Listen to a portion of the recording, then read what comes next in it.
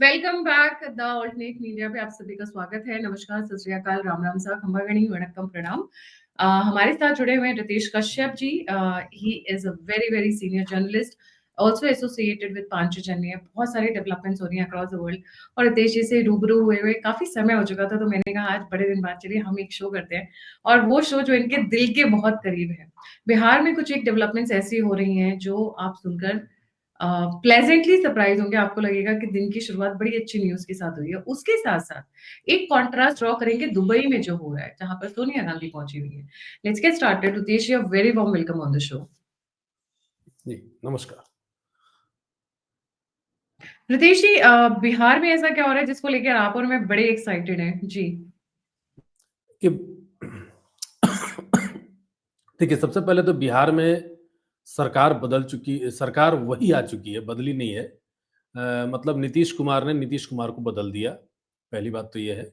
और फिर से नीतीश कुमार कुर्सी पर है, तो अच्छा लगा कि एक बिहार की जनता ने ऐसे नेता को चुना जिन्होंने विकास को चुना था, जिन्होंने अपराध को समाप्त करने की ठानी थी।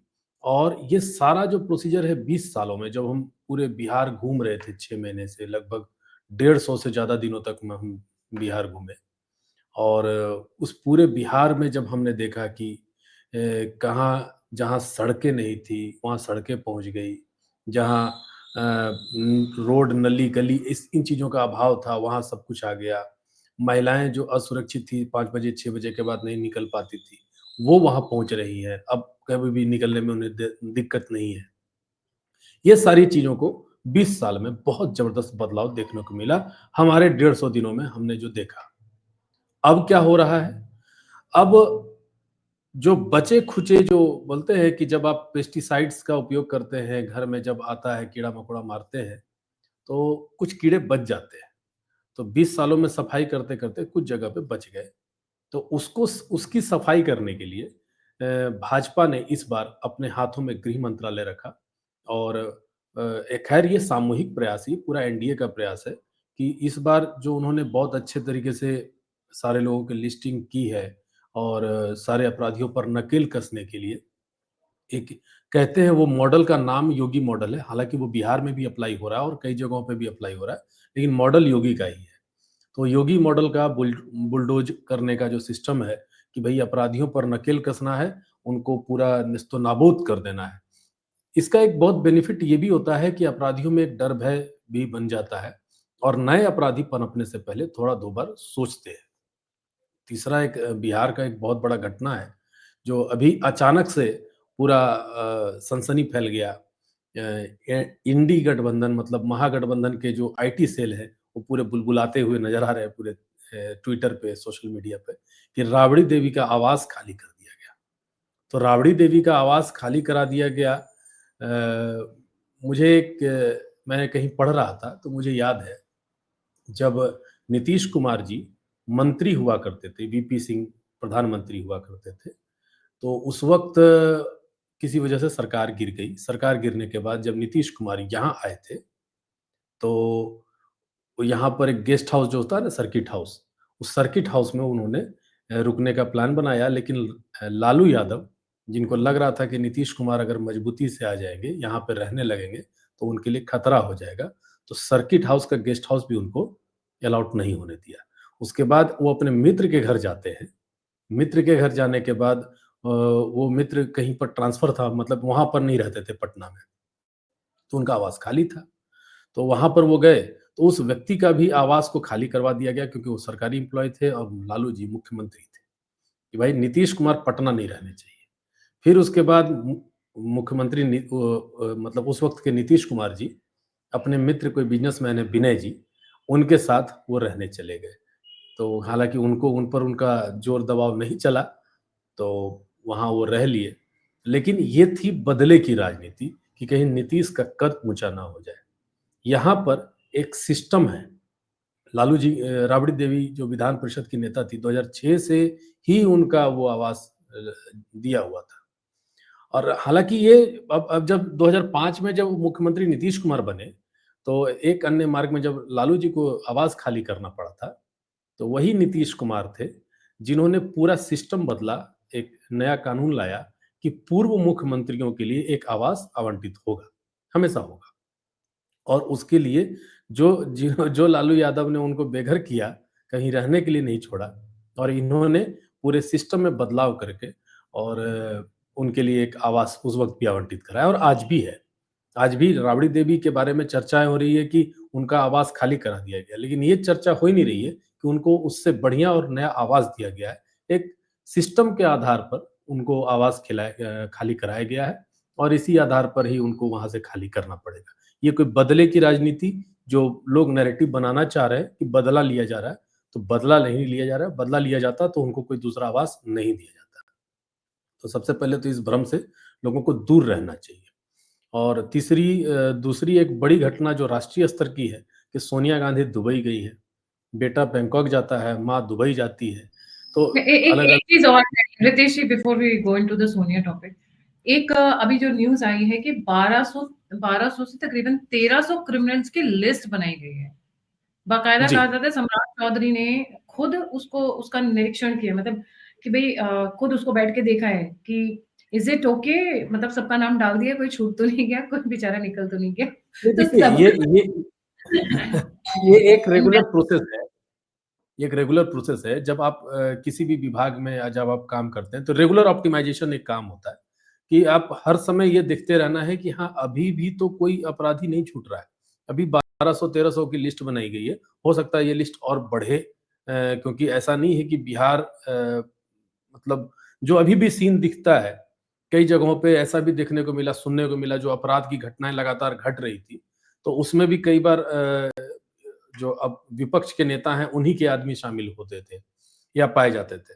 तो इनका एक ट्रेंड है कि हम अगर सत्ता में रहेंगे या अगर थोड़ा-सा भी विधायकों का भी अगर हमको संरक्षण मिल जाएगा, तो हम अपराध को बढ़ावा देंगे। मैं छोटा-सा बात बताता हूँ। जैसे कुछ एक क्षेत्र में मैं गया था घोसी एक जगह है विधानसभा है, जहानाबाद जिले के। वहाँ पर अभी उस वक़्त विधायक थे, राजद के ही विधायक थे। जो अपराध हर जगह से समाप्त होता है ना, जैसे ही इनके विधायक या सांसद एक्टिव हो जाते हैं, वहाँ अपराध स्टार्ट हो जाता है। तो इसके पीछे क्या है? इसका मतलब कहीं न कहीं वो अपराधी सुषुप्त अवस्था में बैठे हुए हैं, सोए हुए हैं। तो और जैसे ही इनका इनका कोई इनको एनर्जी देने वाला मिल जाता है, ये फिर से एक्टिवेट हो जाते हैं। तो वो फिर से एक्टिवेट होने वालों की को भी चिन्हित किया जा रहा है कि कौन सोते हैं टाइम आने पर और कौन उस वक़्त जग जाते हैं।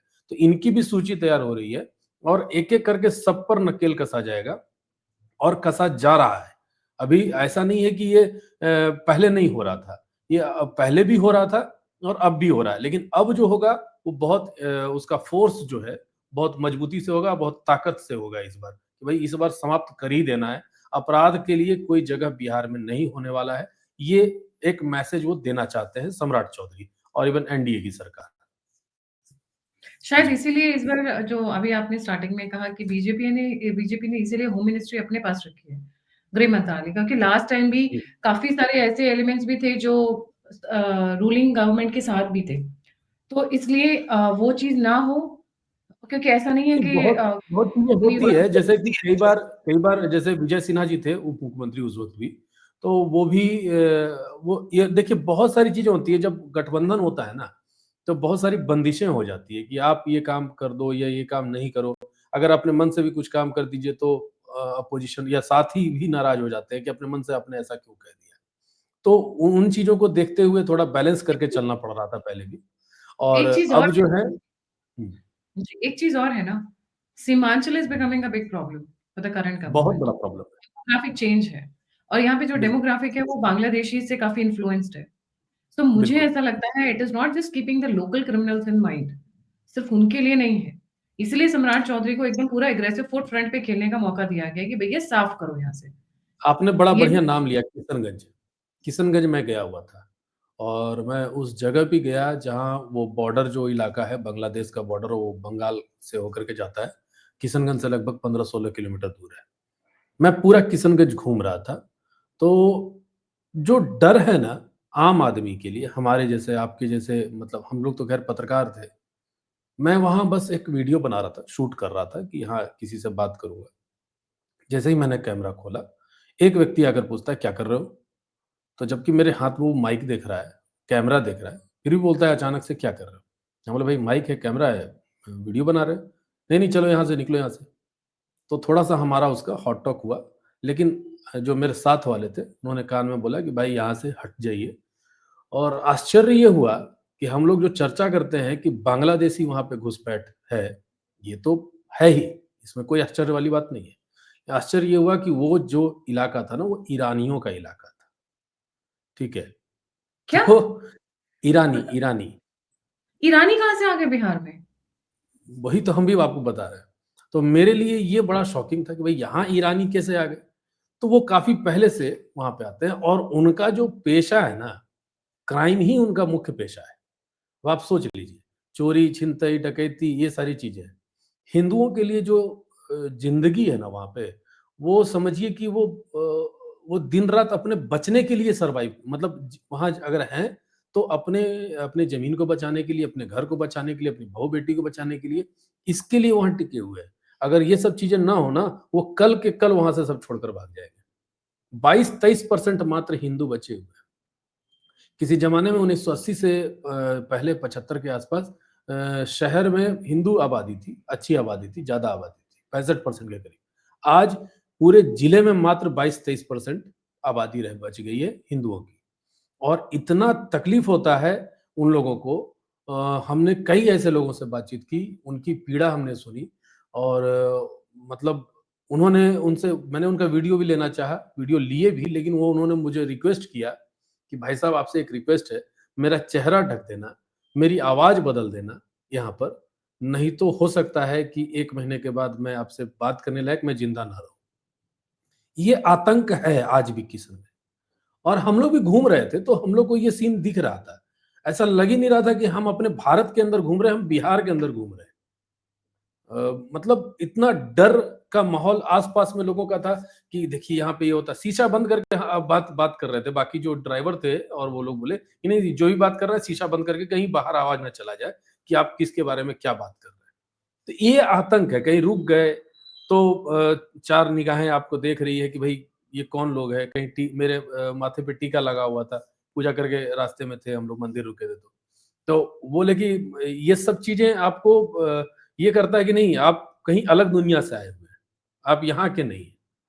तो ये डर है, आज भी डर है और ऐसे हिंदू संगठन के कार्यकर्ताओं की भी स्थिति यही है। ऐसा नहीं है कि वो लोग निडर होकर के घूम रहे हैं। कैसे लैंड जिहाद होता है, वहाँ पे एक बात पता चला कि जैसे 2 भाई की आपसी थोड़ी-सी भी रंजिश है या विवाद हो गया, तो एक भाई से वो अपने नाम पे सिर्फ़ ऐसे ही कोई भी कागज़ लिखवा लेंगे कि हाँ, ये ज़मीन मैं किसी अंसारी, किसी खान, किसी पठान को दे रहा हूँ। बस इतनी सी बात है और इसके बाद जबकि वो अधिकारी भी नहीं है अपने बाप की प्रॉपर्टी किसी को देने के लिए, फिर भी वो लिख करके वो दे देता है और वो जो ये लोग हैं अंसारी खान पठान टाइप के लोग, ये लोग जाकर के उनके घर में कब्जा कर लेंगे, उनका उस छोटे भाई के घर में, कि जाकर के रह लेंगे, उनको कुछ पैसे देंगे और उसके जो साथ वाले भाई हैं, इतना उनको प्रताड़ित करेंगे कि 10 लाख, 15 लाख, 50 लाख का अब मतलब ₹100 की चीज़ है, तो 1 से डेढ़ रुपए में उनको बेच के यहाँ से जाना है। ये स्थिति होती है। तो किशनगंज एक अपने आप में किशनगंज फाइल्स है, वो छोटा-सा स्टोरी नहीं है। किशनगंज के लिए तो हम लोगों का जो ये वार्तालाप है, वो समय कम पड़ जाएगा। किशनगंज अपने आप में एक बड़ी स्टोरी है। तो ऐसे लोगों पे अगर नकेल नहीं कसा जाएगा, तो आने वाले दिनों में वहाँ पर हिंदू का नाम लेने वाला भी कोई नहीं बचने वाला है, खास करके विशेष तौर पर किशनगंज और उसके आस-पास का क्षेत्र अररिया वगैरह में भी ये प्रभाव अब दिखने लगा है। जिसका रिजल्ट दिखता है, एमिम वगैरह सब 5-5 सीट जीत रही है, तो ऐसे ही थोड़ी जीत रही है। आपको लगता है सम्राट चौधरी जी इसको इसमें नकेल डाल पाएँगे, जो उनके तेवर हैं, जो उनका बिल्कुल स्टाइल होगा, सम्राट चौधरी करेंगे और ये हमें लगता है कि ये अगर ये इसका असर बंगाल से होते हुए ये पूरे पूरे क्षेत्र में एसआईआर आपका एसआईआर से तकलीफ जो हो रहा है ना, वो यही एकमात्र कारण है। ऐसे भी कई गाँव हमने देखे जहाँ पे एसआईआर करने वालों को घुसने नहीं दिया गया, उनको मार-पीट कर भगाया गया वहाँ से। ये किशनगंज की ही बात है। हम बोले भाई यहाँ पर भी तो आया होगा, बोले किसकी हिम्मत है यहाँ पर आ जाएगा? तो बस आप समझ लीजिए। तो वहाँ पर भी कभी-कभार एसआईआर भी एकदम 100% प्योर हो रहा है, कहीं न कहीं से। वो जहाँ पे वो डर रहे हैं, जहाँ घबराते हैं, तो वहाँ से हट जाते हैं। उनको भी सेफ्टी सुरक्षा चाहिए, वो भी अपनी जान का मतलब कीमत समझते हैं कि भई हम बिना मतलब का शहीद क्यों होने जाए यहाँ पर, ये वाली बात है। तो एसआईआर लेकिन बहुत ठीक है, 100% रिजल्ट नहीं दे रहा है एसआईआर, लेकिन 60-70% तो रिजल्ट दे ही रहा है। और ये असर आपको दिखेगा आगे आने वाले दिन में, बंगाल में भी दिखेगा और किशनगंज में तो अभी मुश्किल है, लेकिन वहाँ पर अपराधियों की जो सूची तैयार हो रही है, वो बहुत इम्पोर्टेंट रोल प्ले करेगा इस पूरे प्रकरण में। वहाँ बिल नहीं, पूर्णिया, अररिया, खगड़िया सब जितने क्षेत्र में है। और जब आप प्रोवोक करते हैं, लोगों को उकसाते हैं कि सरकार बन तो, यादव रंगदार बन तो इससे क्या होता है, ये सब गाने जो चलते हैं ना, आवे दे भैया के सत्ता में, कट्टा सटा के उठा ले वो घरा से रे, इस तरह के जो गाने बनते हैं ना, तो आप उनको मोटिवेट करते हैं। आप उन क्रिमिनल्स को नहीं जो क्रिमिनल नहीं भी है ना, तो उनको भी नया क्रिमिनल बनने के लिए उनको मोटिवेट करते हैं, भाई तुम क्रिमिनल बनो, हम तुम्हारा साथ देंगे। ग्लोरिफिकेशन। और मैं अपने व्यूअर्स के लिए बता दूं, criminalisation of politics began in Bihar by the way. 1960s 50 60s का जो एरा था, जब क्रिमिनल्स की एंट्री, उन्होंने कहा हम ये पॉलिटिशियंस को क्यों पैसे देते हैं, फालतू में ही जाके अरे हम ही चले जाएंगे, हम कम बोलत हैं का। वहीं से शुरू हुआ the criminalisation of politics. Actually Bihar led the way in that, because तब वहां से वो डब्बे चोरी करना, क्या बोलते हैं उसको, बैलेट बॉक्सेस जो उठा के लेकर भाग लेते थे, तो वो सारा रंगदार लोग ही तो कराते थे, बिल्कुल, गुंडे लोग बिल्कुल, ही बूथ कराते थे। Booth capturing. या बूथ कैप्चरिंग जिसको हम कहते थे। और हमने वीडियोस देखी हुई किस तरीके से लोकल इलेक्शंस में भी, जिस तरीके से वेस्ट बंगाल में अभी भी डब्बा उठा के लेकर भागते हैं, बूथ चोरी, जो बूथ कैप्चरिंग या जो भी आप नाम दें। तो बिल्कुल, बिल्कुल। जो criminalisation of politics actually began from Bihar during the Nehru era, and it's really needs to be resolved, it really needs to be resolved. कभी भी देखिए मौका सब कुछ। मिले तो सेनारी, मैं अगर बिहार में मैं बात करूँ, बिहार के क्रिमिनलाइजेशन की जो बात आपने की, मैं सेनारी गया। सेनारी में एक 34 सवर्णों को का गला रेत कर काटा गया था। मैं उस जगह पे गया था और उसके क्या? बाद फिर मैं क्यों? 12 गया। 34 किस सवर्णों लिए? को, क्यों? क्योंकि किस वो लिए? सवर्ण थे, क्योंकि वो सवर्ण थे, भूमियार समाज से थे वो लोग, ठीक है। और मैं 12 गया, 12। वहाँ भी 36 लोगों का गर्दन रेता गया था, काटा गया था। और उसके बाद फिर मैं बाथे गया।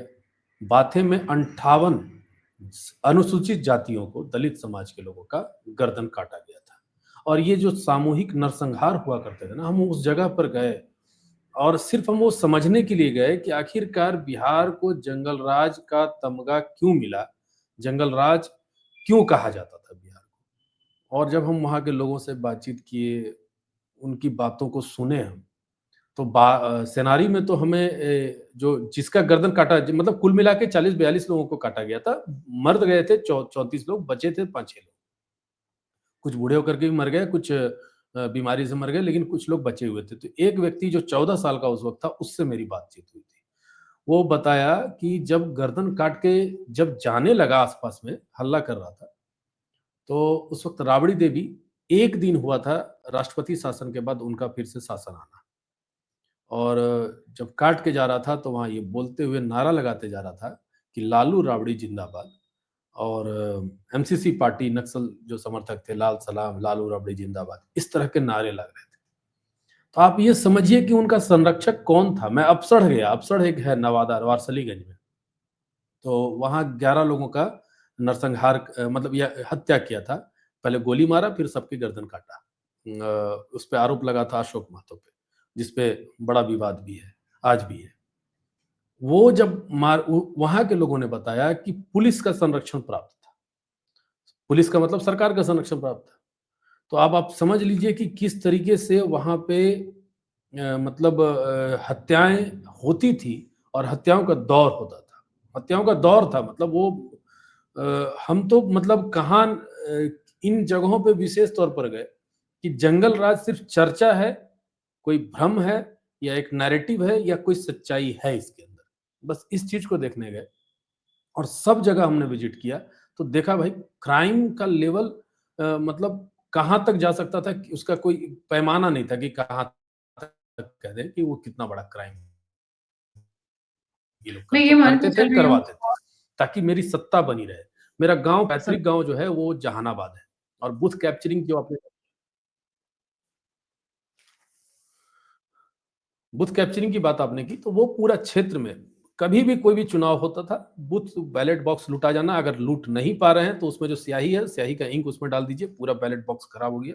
तो ताकि जहाँ पर मतलब मेरे वोटर्स नहीं हैं मान लीजिए, वहाँ पर हम जाकर के वहाँ का बूथ को खराब कर देंगे, टेम्पर्ड कर देंगे, उसमें स्याही डाल देंगे, इंक डाल देंगे, ताकि उनकी गिनती ना हो सके।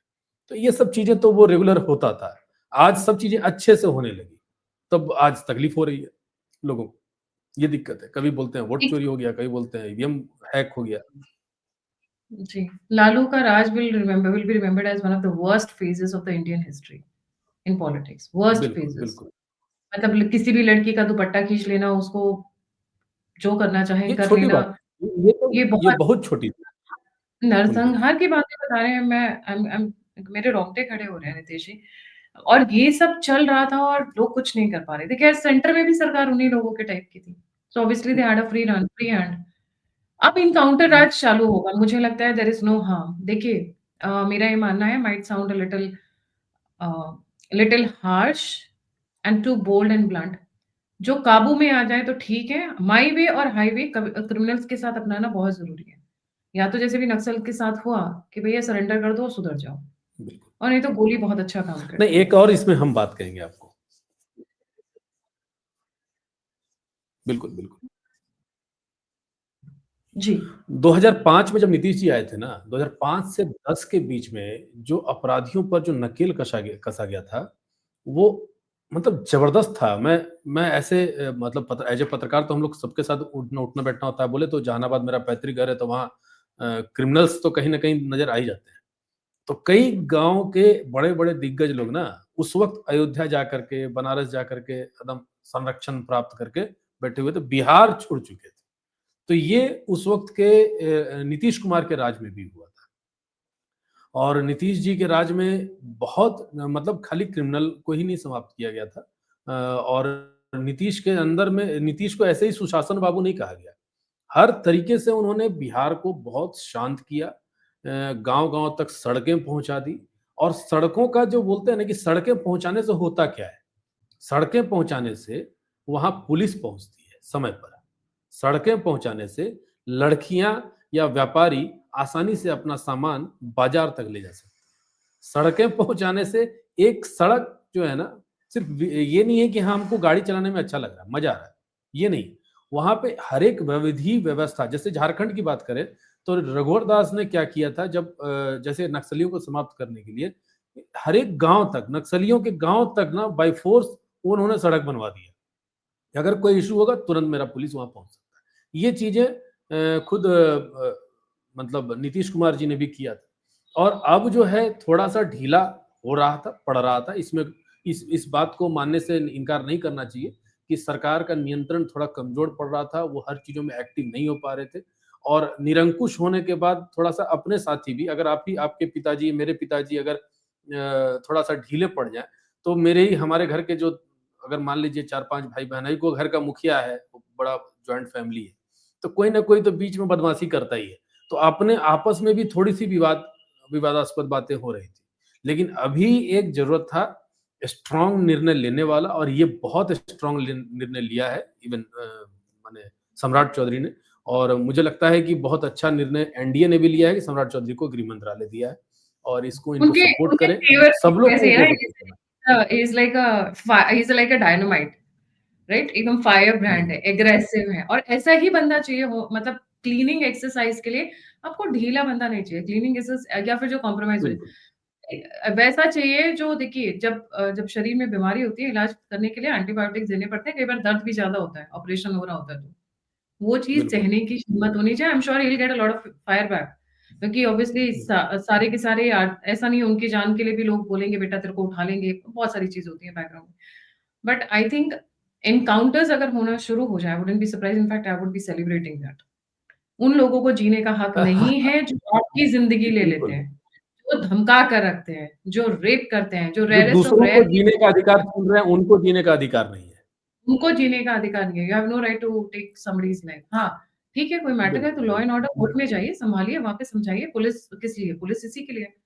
बट बिल्कुल, ये बिल्कुल। कोई तरीका नहीं है। Encounters I wouldn't be surprised and I will be celebrating that in fact, जिस तरीके से हमने योगी जी के समय में रितेश जी, मैं खुद उत्तर प्रदेश से हूँ, अयोध्या से हूँ, बॉर्न इन अयोध्या हूँ, मेरा ननिहाल सब कुछ वहीं है।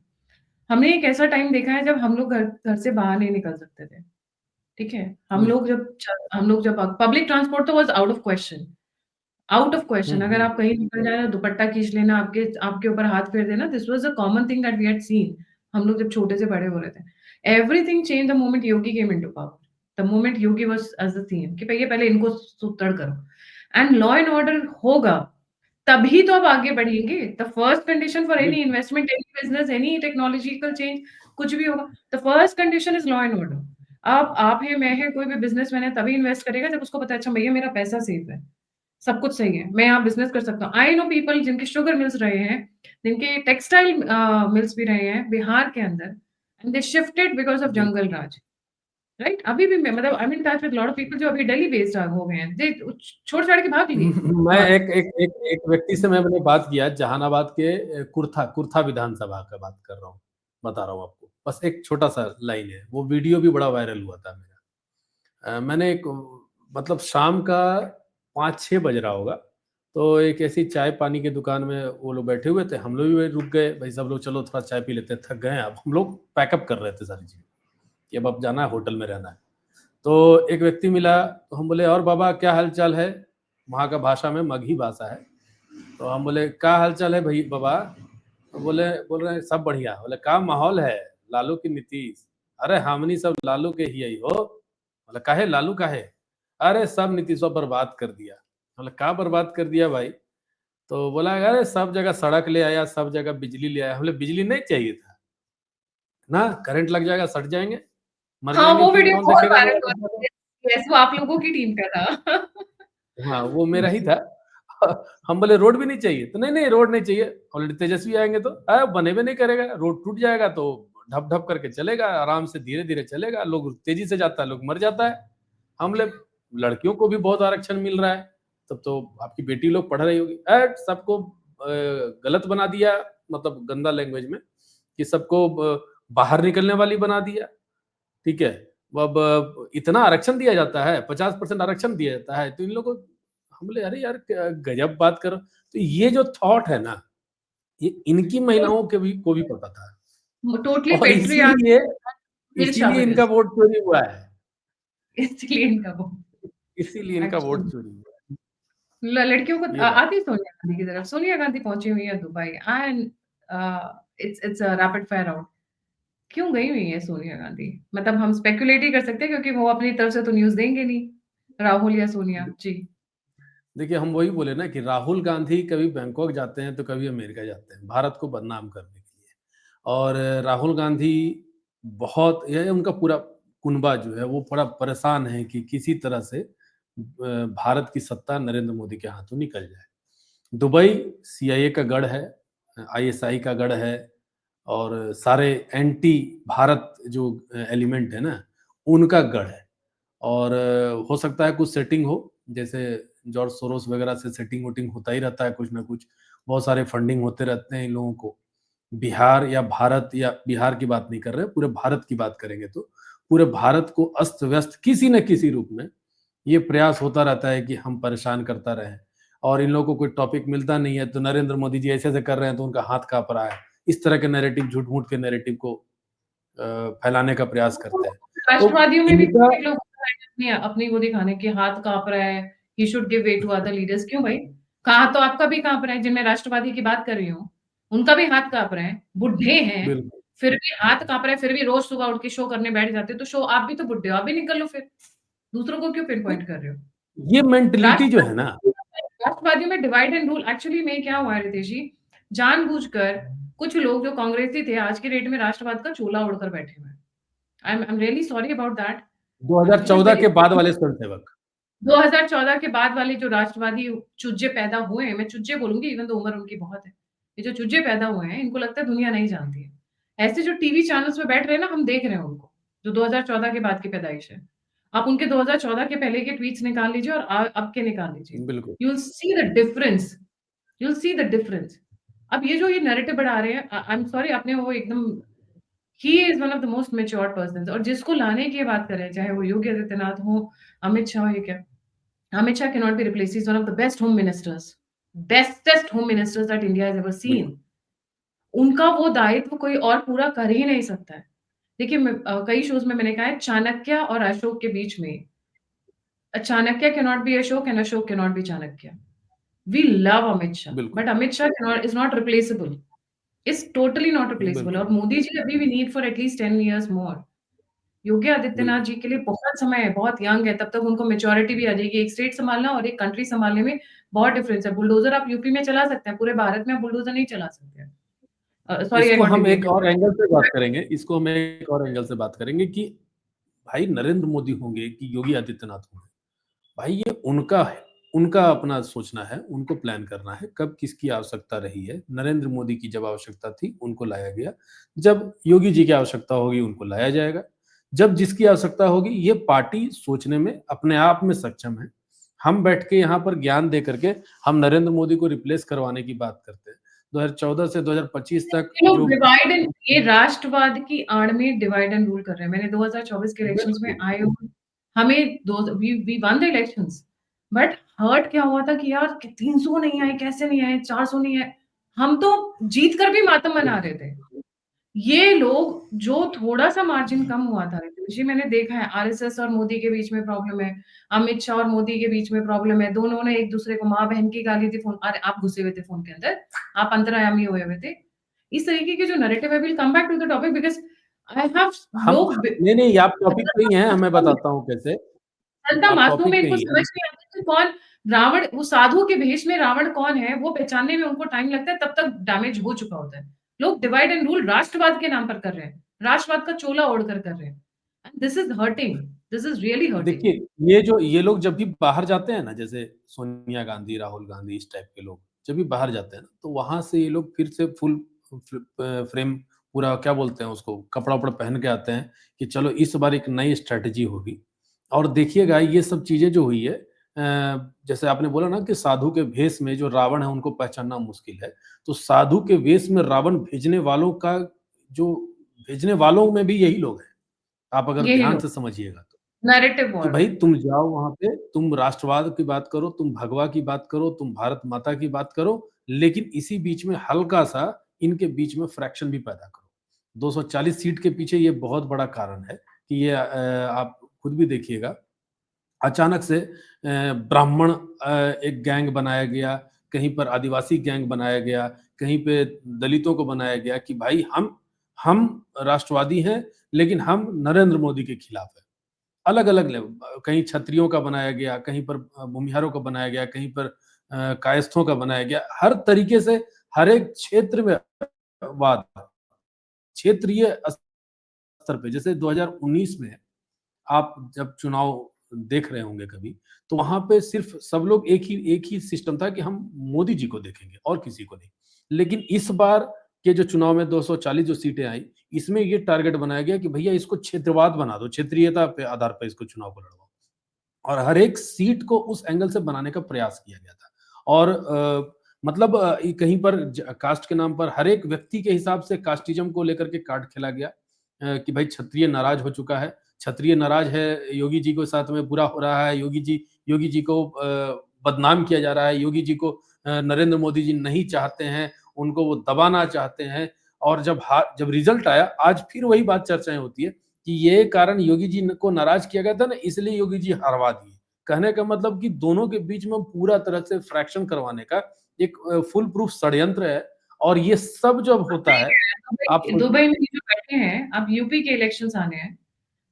बिल्कुल, यहाँ पंजाब में इलेक्शंस आने हैं, वेस्ट बंगाल में इलेक्शंस हैं, असम में इलेक्शंस हैं, तमिलनाडु में इलेक्शंस हैं।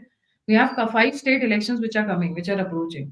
बिल्कुल, बिल्कुल, आपको लगता बिल्कुल। है ये स्ट्रैटेजी तैयारी करने वहीं पहुँचे हुए हैं? क्योंकि ज़्यादा नहीं है, विदिन 2 साल ये सारे 1.5 साल के अंदर ये पाँचों स्टेट्स में इलेक्शंस होंगे। जी। बिल्कुल वही स्ट्रैटेजी है, वही रणनीति है। बंगाल तो ये लोग ख़ैर कल्पना से परे है, या तो ममता नहीं तो भाजपा वाली कहानी है। ये तो हाथ-पाँव जोड़ ही रहे हैं ममता का कि आप आ जाओ, हम लोग साथ में मिलके लड़ेंगे। और मुझे लगता नहीं है कि ममता इनके साथ जाएगी। और अगर मैं भाजपाई होता तो मैं चाहता कि ममता के साथ ये चले जाएँ लोग, ताकि उससे भाजपा को बेनिफिट होता। लेकिन ये आपने नो डाउट ये आपने जो कहा कि जो पाँचों जगह पे जो चुनाव होने वाला है, चुनाव होता है तो इनको दो फायदा मिलता है, भले ये सीट जीते ना जीते, माल पूरा पीट लेते हैं बाहर से, बहुत पैसा बना लेते हैं किसी न किसी वजह से, कभी सोशल मीडिया में। और आप इस बार बिहार के चुनाव में भी आप देख लीजिए, हम लोग जब जमीन पर घूम रहे थे, ग्राउंड रिपोर्ट देख रहे थे, तो ग्राउंड रिपोर्ट में ये 200 सीट जो है ना, जब हम लोग बात करते थे ना, तो लोग बोलता था लगता है कि ये गोदी मीडिया है, ये अब अपने मन से कुछ भी बोल रहा है। बोले नहीं भाई, हमको जमीन पे ये चीजें दिख रही है, हम गोदी मीडिया हैं चाहे गोभी मीडिया है, क्या मतलब है उससे, लेकिन हमको जमीन पे दिखा कि हम 100 लोग से बात करते हैं तो 95 लोग बोलते हैं कि नीतीश और मोदी चाहिए हमको। और अगर उसमें से 3 लोग अगर लालटेन वाले मिल जाते हैं ना, तो लालटेन वाले भी ये बोलते हैं यार चलो ठीक है, हम तेजस्वी तो चाहते हैं, तो नीतीश कोई काम नहीं किया। नहीं, काम तो किया ही है, उसमें कौन डाउट कर सकता है। लेकिन अब बूढ़े हो गए हैं, बोर हो गए अब हम लोग उनसे, इसलिए हम लोग तेजस्वी को चाहते हैं। कहने वो पहले से तेजस्वी के ही थे, लेकिन उनको किसी तरह से अपना तर्क देना था कि हम तेजस्वी को क्यों चाहते हैं। तो कहने का मतलब इनके पास कोई ना भारत सरकार को घेरने के लिए कुछ है, कि भाई नरेंद्र मोदी ने कुछ नहीं किया, ये तो कुछ बात हो भाई, यहाँ घोटाले हो गए, वहां पर अत्याचार हो रहा है, वहां अराजकता फैल रही है, ये सारी चीजों को लेकर के कहने को लेकर कुछ नहीं है। तो ये क्या कहेंगे, वही मैंने बोला, हाथ कांप रहे हैं, वो कहीं पर रैंप चल रहे हैं तो उनका धोती गिर गया तो, या कुछ फूल गिर गया तो, या कोई कपड़ा गिर गया, ये छोटी छोटी चीजों को करके अपनी भद्द जो पिटवाना कहते हैं ना, ये अपनी ही भद्द पिटवाते हैं। नीतीश को बूढ़ा कह के ये हारे हैं, नीतीश को बूढ़ा कहना इनकी स्ट्रेटजी थी, या ये इनका इनको फायर बैक कर गया, इन्हीं के ऊपर पड़ गया। भाई तुम आई बिहार में संस्कार, बिहारी लोग संस्कारी होते हैं, और आप सर हाँ, एज ए अपने बुजुर्गों को बहुत सम्मान करते हैं। आप बुजुर्गों को ही गाली दे रहे हैं, तो इससे आपके खिलाफ जा रहा है, मेरे खिलाफ थोड़ी जा रहा है, या मतलब किसी विपक्ष के खिलाफ या भाजपा के खिलाफ थोड़ी गया ये, कहीं ना कहीं। मुझे तो रमेश जी, जब जब इन्होंने पहली बार जब वो वायरल हुआ था, जब मोदी जी की माँ को गाली दी थी, ठीक है? बिल्कुल वहीं से बिल्कुल मुझे लग गया था इन्होंने आ बैल मुझे मार, अपनी अपनी गाड़ी उल्टी कर बिल्कुल ली अपनी हाथ में, ठीक है? पहला वो। और फिर जिस तरीके की वीडियोज़ आई हैं, इनके तेजस्वी यादव के जो चहेते हैं, तोहार मातरिया का, चिराग हम्म, पासवान की जो मदर के लिए वो वीडियो आया था, आई वाज़ लाइक, एक पर्सनल सर्कल में गाली दे देते हैं, पर एक-दूसरे को देते हैं। वाइफ और बहन तक नहीं पहुँचा और ये तो माँ तक पहुँच गया, और वो भी पब्लिकली बना के गाना जग ज़ाहिर कर रहे हैं। वो महिलाएँ जो बिल्कुल। उस गाने को देख रहे हो, तो भैया ये तो इनको नहीं छोड़ रहे, हमें कहाँ से छोड़ेंगे ये? एंड यू क्रिएट और एन एंटी। और ये ना जैसे ये बोलते थे ना, एमवाई समीकरण, हमको मुसलमान भी देगा, हमको यादव भी देगा, ठीक है, लेकिन हम यादव की महिलाओं से भी बातचीत किए, वो लोगों ने खुलकर बोला कि हमको नीतीश चाहिए।